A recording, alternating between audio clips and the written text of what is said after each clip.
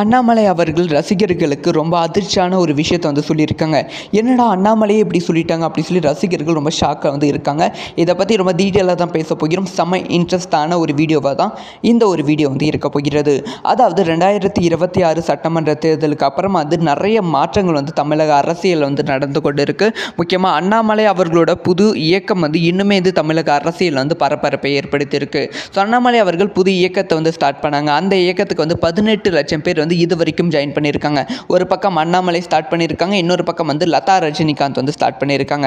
இந்த சமயத்தில் வந்து இந்த இயக்கம் வெறும் இயக்கமாக தான் இருக்குது. எப்போ கட்சியாக மாறும் அப்படிங்கிற ஆவல் வந்து மக்கள் மத்தியில் ரொம்ப அதிகமாகவே இருக்குது.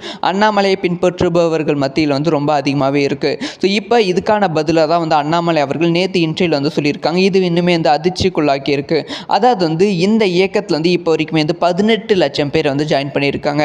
ஸோ இந்த இயக்கத்தில் வந்து எப்போ வந்து 50 லட்சம் பேர் வந்து ஜாயின் பண்ணுவாங்களோ அப்போ தான் வந்து இந்த இயக்கத்துக்கான அடுத்தடுத்த அறிவிப்புகள் வந்து வெளியாகும் அப்படிங்கிற விஷயத்த அண்ணாமலை அவர்கள் சொல்லியிருக்காங்க.